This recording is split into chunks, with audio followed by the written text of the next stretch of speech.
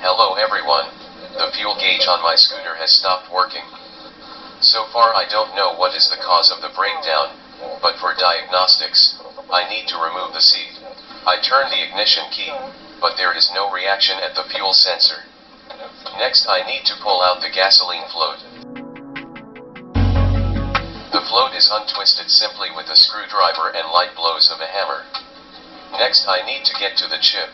This is the connection from the sensor to the plastic connector.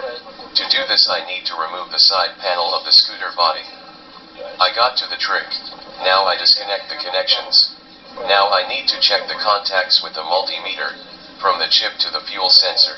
I turn the ignition key on, set the multimeter to AC DCA 2000 amps. Now I use the multimeter probe to connect the yellow and green wires. I shorted it and you see, the multimeter display is blinking and the arrow at the top of the sensor has risen.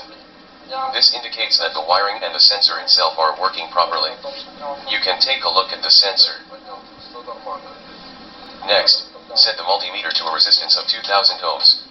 Check the contacts of the float chip, the resistance of the blue and green wires. We see that when the probes are shorted, the multimeter display does not react. This indicates that the fuel float is faulty. And this is the simplest diagnosis. We pull the fuel float wires and occasionally the sensor begins to react.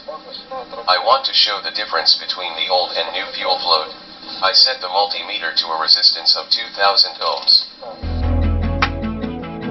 First I check the old fuel float.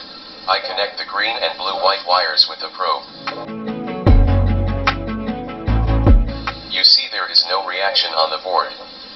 We take a new float, put it in the initial position, resistance 0.33. We begin to raise the float and the resistance increases. My new float is working.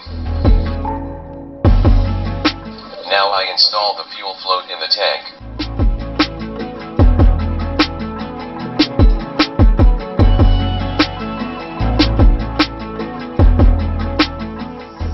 I stretch the wires and connect the chip. Now I turn on the ignition and the arrow shows a full tank. Thank you all for your attention. Like and subscribe to the channel. All the best. Goodbye.